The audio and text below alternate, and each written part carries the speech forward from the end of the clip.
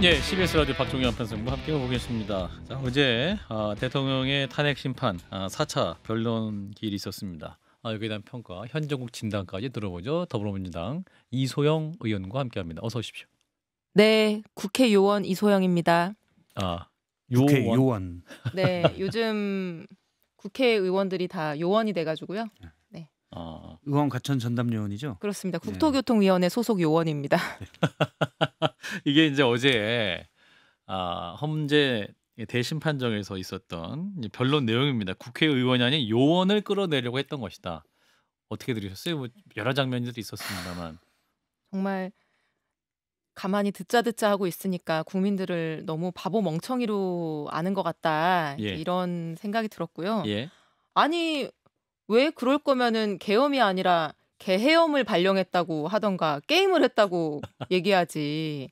진짜 너무 국민을 상대로 끝까지 말장난을 하는 거다. 사실 이런 생각이 들었고요. 예. 이게 그러니까 그런 거잖아요. 윤석열 대통령이 곽종근 사령관한테 한 얘기까지 이제 종합해서 생각을 해보면은 네. 의결 정족수가 다 안 채워진 것 같으니까 빨리 문을 부수고 들어가서 안에 있는 사람들을 끄집어내라. 이제 이렇게 얘기했다는 건데 예. 아니 요원이 의결 정족수가 있습니까? 말이 안 되는 거죠. 그리고 요원들 빼내는데 왜 헬기까지 투입했죠? 말이 안 되는 거죠. 그리고 빼낸다는 표현은 우리 국어적으로 상대방의 의사에 반해서 뺀다는 뉘앙스가 있지 않습니까? 그렇죠. 예. 근데 요원을 뺀다라고 할 거면은 요원을 철수시킨다고 표현을 하죠. 요원이 빠진다고 표현을 하죠. 예. 빼낸다고 하지 않습니다. 예. 그래서 이거는 정말 국민들을 좀 바보로 아는 거고요. 뭐 요원 말고도 뭐 계엄령이 아니라 계몽령이다? 누가 누구를 계몽한다는 거예요? 지금 국민들이 우매해서 국민들을 계몽한다는 건가요? 그러니까 계몽할 정도의 수준도 안 되는 분들이 지금 이런 얘기를 하는 거라서 더 어처구니가 없고 예. 이게 마치 도둑질을 하다가 걸렸는데 보안 점검해 주려고 한 거야. 내가 너네 보안이 튼튼한지 내가 봐주려고 한 거야. 이제 이런 변명을 하는 것처럼 들려요. 그래서 어질어질했었고요. 예. 그 사실은 이게 계몽을 위해서 계엄령을 발령한 거다라고 하는 것 자체가 사실 그 자체로 자신들의 위헌, 위법, 범죄를 자백하는 거기도 합니다. 왜냐하면 우리나라 헌법과 계엄법에는 명백하게 전시, 비상 상황에서만 계엄을 발령하도록 되어 있고 그 외에 다른 사유로는 발령하면 그게 위헌, 위법이거든요. 그런데 계몽하려고 했다? 이거는 완전히 불리한 진술, 그러니까 즉 자백이죠.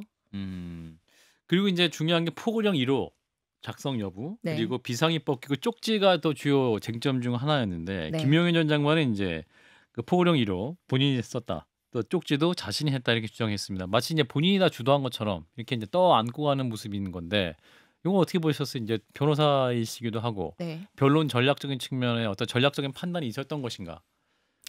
전략적인 판단이라기보다는 예. 살 구멍이 하나밖에 없다고 판단을 한 거겠죠. 무슨 구멍인가요? 이게 이제 형법상 법정형을 보면은 네. 내란의 이제 우두머리는 사형 또는 무기징역이죠. 예. 근데 모의에 참여했거나 주요 임무를 종사한 사람은 사형 또는 무기징역 또는 5년 이상의 유기징역이거든요. 예. 근데 유기징역은 상한이 30년입니다. 그러니까 주요 임무를 종사했는데 그중에 가장 급이 낮은 사람은 뭐 5년, 10년 정도 되는 거고요. 그거 중에 가장 급이 높은 사람은 예를 들면 양형 기준으로 따진다고 하면 이제 30년인 거예요. 네. 그러면은 이 김용현 장관처럼 자기가 뭐 온갖 거에 지금 관여한 거 아니겠어요? 예. 국방부 장관일 때? 그러면은 적어도 어림잡아 뭐 한 20년, 30년은 되지 않겠습니까? 양형 예상할 수 있는 양형이. 예. 그러면은 지금 이분 연세가 얼마인데 20년, 30년 생각하면 뭐 까마득할 거 아니겠어요? 예. 그래서 본인이 여기에서 살아날 방법이 사실은 없는 거예요. 예. 조금 뭐 잘못을 윤석열 대통령한테 전가를 해봤자 뭐 20년이 18년으로 깎이는 정도일 거 아니겠어요. 그래서 살 방법은 딱 하나인 거죠. 윤석열이 부활해서 본인을 나중에 사면시켜주는 거 정도? 아주 희박하지만. 예. 그래서 그 희박한 유일한 가능성에 희망을 거는 거 아닐까요? 저는 그렇게 봤습니다. 그렇군요. 그래서 이제 대통령 주장과 또 상반된 진술을 한 분들이 있습니다. 이를테면 홍장원 전 국정원 1차장 네. 전 곽종근 특수사령관 등이 앞으로 이제 또 헌재 증인으로 출석할 예정인데 네. 이분들은 이제 일관되게 진술을 하고 있는 것 같아요. 국회에 그렇죠. 나가서는. 네. 근데 헌재에 나가서 일관된 진술을 하게 될 텐데 네. 어제 장면을 보면 대통령이 또 증인에게 직접 말도 하고 막 대화도 하고 막 그러더군요. 네네. 어떤 상황이 벌어질 거라고 판단하세요? 제가 일단 좀 기대가 돼요. 기대가 대통령 측이 어떻게 반박을 할지 제가 기대가 돼서 예. 상상을 해봤어요. 예. 홍장원 국정원 차장이 예. 이제 얘기한 게 대통령이 전화해가지고 음. 이번에 다 잡아들여서 싹 다 정리해라 이렇게 말했다는 거죠. 예. 근데 제가 예상을 해봤어요. 그래서 그 말은 다 잡아들여서 그분들 소지품을 정리해 드리라는 의미였다. 뭐 이렇게 혹시 변명을 하는 거 아닐까라는 이제 생각까지 들고 있는데 예. 홍장원 차장은 대통령한테 그 전화를 바로 받고 나서 직후에 여인영 사령관한테 바로 방첩사령관. 전화를 했다는 거고요. 예. 그리고 나서 몇 분 있다가 국정원장한테 직접 가서 대면 보고를 했다는 거예요. 예. 그러면은 이 여인영과의 통화에서 당연히 직전에 통화한 내용이 언급이 됐겠죠. 예. 대통령이 이렇게 말씀하시는데 그 내용이 뭡니까라거나 체포 뭐 누구 뭐를 지원해야 됩니까라는 대화가 있는 거고요. 예. 거기에 대한 여인영 사령관에 대한 조사 내용들이 다 검찰에 있을 것이고 예. 국정원장도 지금은 뭐 보고 안 받았다 이렇게 얘기하고 있지만 조사 과정에서 그 내용도 밝혀지겠죠. 그러면 홍장원 차장의 진술의 신빙성은 이제 그걸로 결정이 될 겁니다. 예. 근데 홍장원 차장이 그날 당일에 이 통화 종료 후 5분 후 그리고 30분 후에 했던 말이 본인이 지금 하고 있는 대통령의 통화 내용과 일치한다면은 예. 그거는 대통령이 어떻게 반박을 하더라도 이 사람의 진술의 신빙성이 인정이 될 거고요. 예. 곽종근 사령관 같은 경우에는 이런 거예요. 이렇게 말했다는 거잖아요. 그 의결종족수 안 채워진 것 같으니까 빨리 문부수고 들어가서 끌어내라. 근데 이거를 처음 이분이 말한 게요. 12월 10일이에요. 그때 국회에 출석해서 처음 얘기했거든요. 박범계 의원. 네, 그 예. 질문에 이제 답을 한 거죠. 예. 근데 지금 얼마가 지났죠? 거의 한 달 반이 다 돼가거든요. 예. 이게 만약에 대통령이 곽종근 사령관하고 통화한 적이 없거나 통화하면서 이런 말을 한 게 아니거나 아니면은 이것도 요원이었다라고 하면은 한 달 반 동안 진작에 반박을 했을 거예요. 아하. 근데 이런 곽종근 사령관의 구체적인 진술, 통화 내용 언급에 대해서 구체적 반박이 지금까지 나온 게 없거든요. 이 말인즉슨 이게 사실이라는 거예요. 이제 와서 이게 뭐 한 달 반, 두 달이 지나서 헌재에서 나 그런 적 없다? 이거를 누가 믿나요? 믿을 수 없죠. 예. 어제 그리고 이제 그 증인 신문을 할 때 네. 그 국회 측 질문을 받지 않겠다. 네. 또 거부했었잖아요. 네. 잠시 휴정이 됐었었는데 네. 그 재판 많이 해보셨어요. 이런 상황은 어떻게 이해됩니까? 원래 그렇게 거부를 할 수 있는 건가요? 질문 안 받겠다. 반대 측은. 아니 저는 뭐 본 적도 없고 들은 적도 없고 예. 원래 이제 증인이 예. 꼭 진실을 말한다는 보장이 없잖아요. 예. 예. 근데 거짓말을 할 수도 있는 거죠. 예. 아무리 선설했어도. 예. 그래서 이 재판부 판사가 증인이 제대로 말을 하고 있는가를 따져서 판단을 해야 되는데 예. 그 가장 중요한 방법이 주신문과 반대신문과 재주신문 뭐 이런 것들을 교차하면서 예. 이 진술의 신빙성을 양 방향에서 검증하는 거예요. 예. 그 검증 과정을 보면서 아, 이 사람이 이런 부분에 대해서 저런 부분에 대해서 양면에 대해서 다 일관된 종합적인 정합적인 진술을 하는구나라는 예. 걸 보고 이제 판단을 하거든요. 예. 근데 한쪽의 질문에 대해서만 답을 하고 반대 신문은 안 하겠다. 허용하지 않겠다라고 하는 거는 뭐 통상적이지 않을 뿐만 아니라 예. 기본적으로 뭐 증인으로서의 예. 진실을 얘기하겠다라고 하는 태도가 아닌 거죠. 그리고 어제 이제 대통령의 진술을 보면서 이제 박범계 의원 같은 경우는 사실상 자백 진술이 많았다 이렇게 얘기를 하던데 네. 의원님께서도 보시기에 어떤 부분이 자백 진술이었을까요? 제가 아까 말씀드린 것처럼 예. 이거는 경고성이고 이거는 뭐 계몽을 하기 위한 거고 예. 이거 자체가 그러니까 차라리 무슨 내가 간첩단에 대한 뭐 첩보를 받았다. 북한이 뭐 쳐들어온다라고 하는 내가 어디 쪽지를 받아가지고 한 거다라고 얘기했으면은 그거는 진실을 따져볼 일이지만 그건 자백 진술이 아닌데요. 이거는 뭐 원래 2시간 만에 해제하려고 그랬어.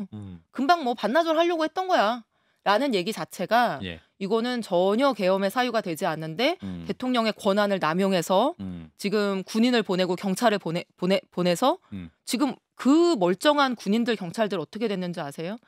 그 정말 계엄인지 뭔지 알지도 못하고 출동했던 사람들이 다 지금 경찰 검찰에 입건되고 조사받고 처벌받게 생겼거든요. 예. 이런 사태를 지금 본인이 대통령의 비상대권을 남용했다라고 지금 거나 다름이 없는 거죠. 예. 네. 근데 오늘 옥중 편지를 또 보냈습니다. 설날이 다가오니 국민 여러분 생각이 많이 납니다. 여러분 곁을 지키며 살피고 도와드려야 했는데 그러지 못해 안타깝고 죄송합니다. 계속 이제 변호인을 통해서 SNS 메시지를 내고 있거든요. 보셨어요? 뭐 사실 못 봤습니다. 네. 예, 예, 예. 근데 계속 뭐 계속 메시지를 내고 네. 있고 또 헌재 재판에 출석하면서 계속 뭔가 메시지성 어떤 발언을 하고 있다 이런 평가가 나오는데. 뭐 할 수 있는 게 그거밖에 없을 것 같아요. 왜냐하면 그 형사 사건은요. 예. 아마 대통령 본인이 제일 잘 아실 텐데 네. 본인보다 레벨이 낮은 김용현 음. 전 장관이 구속 기소가 됐기 때문에 네. 기소가 안 될 방법이 없습니다. 그래서 지금은 형사 사건 관련해서 할 수 있는 게 없고요. 예. 선택지가 없고요. 수사에 불협조하는 거 말고는. 예. 그리고 탄핵 심판도 아마 본인도 알 거예요. 신락 같은 1% 2% 정도의 무슨 희망을 붙잡고 있는지는 모르겠는데 음. 그 본인도 그 계몽령 변호인이 얘기하는 걸 보면서 아 이거는 끝났구나라고 생각을 하고 있을 거거든요. 예. 그러면은 뭐가 남죠? 사실 법적으로는 아무것도 남는 게 없죠. 그러니까 정치적으로라도 혹여 정권 교체가 되지 않고 뭐 탄핵 인용 이후에 정권 연장이 행여라도 되게 되면은 그러면 정치적인 어떤 우군이나 지지라도 남아 있어야 사면이라도 기대해 볼 수 있을 거다 이런 계산들을 하는 게 아닐까 싶어요. 검찰이 수사합니다. 이제 구속 기간 연장도 지금 신청을 했다 검토하고 있고. 네. 이제 주말 정도에 대통령에 대한 수사를 검찰도 하려고 하는 것 같은데. 네. 이제 공수처는 삼류들이 가는 곳이다라고 이제 이전에 대통령이 말을 했기 때문에 인류에는 검찰밖에 없다 이렇게 말씀을 했기 때문에 그럼 인류들이 하는 수사에는 응할 것이냐? 그러니까 검찰총장 출신인 분의 지금 변론하는 수준을 보면은 예. 확실히 인류는 아닌 것 같고요. 예. 근데 저는 애초에 공수처니까 안 하고 검찰은 하겠다는 식의 이제 얘기 자체가 그냥 윤석열 측에서 만든 프레임이었다고 생각을 해요. 예. 사실 수사기관이 어디냐가 중요한 게 아니고요. 그 윤석열 대통령 측은 수사에 협조할 유인이 지금 하나도 없습니다. 예. 왜냐하면 수사에 협조해서 뭐 이것저것 진술을 한다는 의미는 몇 가지 경우 중에 하나여야 돼요. 하나는 이 수사기관한테 잘 보여서 기소 안 당할 방법이 있거나 또는 기소의 범위를 줄일 방법이 있거나 또는 양형에 있어서 구형량이라고 하는 검사가 이제 형량을 구하는 예. 구형량을 낮춰서 양형에 도움을 받는 이 정도거든요. 근데 윤석열 대통령은 첫째 기소를 안 당할 방법이 없어요. 왜냐하면 김용현이 구속 기소됐기 때문에. 그리고 두 번째는 양형에 있어서 이익을 볼 게 없어요. 왜냐하면 사형 또는 무기징역인데 우리나라는 사실상 사형제 폐지 국가거든요. 사형 집행이 안 돼서. 그럼 거기에서 뭐 그거나예요. 그러니까 수사에 협조할 동인이 없는 거죠. 검찰에 가더라도 뭐 출석은 할지 모르겠습니다. 지금 공수처는 출석 자체를 거부했는데 근데 출석을 하더라도 뭐 불리한 진술이나 본인이 그냥 도움이 되지 않는 진술은 아마 다 진술 거부할 가능성이 전 높다고 생각합니다. 그렇군요. 자, 탄핵 심판이 이제 진행되고 있는데 한 2월 13일 정도까지 변론길이 지금 잡혀 있어요. 네. 어떻게 예상하세요? 그러면 이제 최종적인 재판관들의 결정은 어느 정도에서 마무리될 것이냐? 시기를 말씀하시는 시기. 걸까요? 예. 시기는 이제 3월 뭐 10일 전후 뭐 이렇게 많이들 예측을 하고 계시는 것 같은데 예. 어쨌든 이제 헌재가 우리 언제 정도에 선고할 거야 이런 얘기 하지 않았고 뭐 언제 변론 종결할 거다라는 말도 하지 않았기 때문에 예. 그 모든 거는 이제 짐작에 불과한 거죠. 예. 그리고 재판이라는 게 원래 진행되다 보면은 막 변수들이 생깁니다. 예. 갑자기 피청구인이 막 배가 아프다고 하면서 막 밀어달라고 하는 경우들도 생기고요. 그 모든 것들 예측하기는 어렵지만 예. 그냥 현재 상태만을 놓고 보면은 한 3월 중순 정도로 예측하는 게 합리적인 예측인 것 같습니다. 예. 자, 3월 중순 정도에 탄핵 심판이 이제 종료가 된다. 네. 그리고 만약에 이제 인용으로 결정되는 상황을 이제 가정을 해보고 하면 이제 조기 대선 체제가 될 가능성이 높은 거 아닙니까? 네. 이런 흐름 속에서 이재명 대표가 어제 신년 기자회견을 했습니다. 맞습니다. 흑묘 백묘론 그리고 네. 성장을 강조를 했었고 네. 이제 이재명 대표의 가장 중요한 공약 중 하나는 기본소득 네. 재검토를 심각하게 고민 중이다. 네. 이런 말씀을 했어요. 네. 근데 이런 말씀을 하는 이후에 또 여당 내에서 굉장히 비판이 많습니다. 네. 사기다. 네. 이게 무슨 말이냐? 왜 네. 바뀌냐? 어떻게 들으셨어요, 의원님은? 일단은 그 이제 기존의 노선을 조금 변경하거나 포기하는 것 같아 보이는 메시지라고 다들 지금 이제 보고 계시는 것 같은데 예. 이거에 있어서 실망하시는 분들도 있을 수 있을 것 같아요. 음. 근데 저한테 의견을 물어보신다면은 저는 아주 마음에 듭니다. 아 그래요. 네, 어제 메시지. 제 취향과 아주 부합하고요. 저와 생각이 비슷하고 그 이념과 진영이 밥 먹여주지 않는다라고 네. 하면서 탈이념, 탈진영의 현실적인 실용주의가 필요하다 이제 이렇게 말씀을 하셨거든요. 예. 근데 저는 정확히 맞는 얘기라고 생각을 해요. 음. 분배를 하려고 하면은 성장이 먼저죠. 왜냐하면 지금 우리나라 성장 동력이 엄청나게 힘을 잃고 있다는 평가들이 많지 않습니까? 지금 글로벌 시가총액 10위 안에 들어가는 기업들이 대부분 AI 관련 기업인데요. 미국하고 중국이 AI 선도하고 있는데 중국이 뭐 값싸고 질 낮은 제품을 만드는 때는 옛날입니다. 우리를 추격하던 때 옛날이고요. 지금 미국과 중국이 미친 듯이 앞으로 달려나가고 있는데 그렇죠. 우리나라 AI 어떻게 되고 있느냐? 말하기 어렵죠. 누가 하고 있는지도 불명확하죠. 그리고 반도체 예전 같지 않습니다. 하이닉스 잘하고 있지만 삼성전자 위기라는 얘기들 많이 나오고 있고요. 그럼 무슨 돈으로 기본소득을 하냐라는 고민을 해야 되는 거죠. 나중에 그러니까 사회 안전만 강화하고 분배를 강화하더라도 성장이 기본적으로 중요한 것이기 때문에 예컨대 과도하거나 불필요한 규제가 성장과 혁신의 발목을 잡는다거나 그런 것들을 내가 잘하겠다라고 하는 메시지는 굉장히 좋은 메시지라고 생각을 하고 언젠가 집권을 할 정당이나 정치인이라고 하면은 당연히 이런 고민을 하고 이런 노선에 대해서 마음을 열고 생각해야 된다라고 생각을 해서 저는 아주 마음에 드는 메시지였고요. 예. 뭐 그 다음 날 보니까 권성동 원내대표가 막 폭격을 하시더라고요. 스토킹 범죄자의 살아있는 고백처럼 끔찍하고 기괴하다. 아 그래가지고 네. 진짜 조금 좀 이상했어요. 왜냐하면 뭐 기본소득 한다고 할 때는 막 최악의 포퓰리스트다 이러면서 욕을 하다가 지금 이제 그걸 재검토해 보겠습니다 하니까 막 무슨 기괴하고 막 뭐 어쩌고 저쩌고 막 하는 거예요. 예. 그래서 이게 또 말 바꾼다고 욕을 하고 이거 자체가 좀 자아분열적인 거고 좀 질 좋은 비판은 아닌 것 같아요. 그러니까 유능한 비판을 한다고 하면은 아 당신 뭐 구구절절 뭐 신년 인사 하던데 우리가 봤을 땐 그거보다 이게 더 중요한 거고 우리는 지금 이걸 했는데 너네가 동의를 안 해줬는데 이걸 앞으로 그럼 동의해라. 이런 식의 논쟁이 되게 질 좋은 논쟁이죠. 근데 야 왜 말 바꾸냐? 너 원래도 그거 우리가 반대했는데 지금도 반대야 싫어. 뭐 논리가 없잖아요. 질 좋은 반대, 질 좋은 논쟁을 다보스 포럼 출신인 이재영 의원님께서 해주세요. 다보스 포럼이죠? 예, 예, 세계적인 경제 아주 옛날에. 예. 자, 아니 액션. 근데 그 이재명 대표가 그런 입장을 바꾸고 이렇게 새롭게 뭔가를 제시한다는 것에 대해서 긍정적으로 바라볼 수 있다고 생각해요. 다만 이제 이소영 의원님은 저희가 이제 계속 봐와서 이소영 의원님에 대한 뭐 정책이라든지 경제 정책, 뭐 기업의 이런 구조 조정 이런 거는 다 알아듣겠는데 다만 그거는 저희가 봤을 때는 굉장히 민주당 내에서는 소수 의견 같아요. 왜냐하면 불과 얼마 전 며칠 전이에요. 며칠 전만 해도 기본소득 예산을 편성해야 된다고 정부가 그걸 민주당에서 냈죠.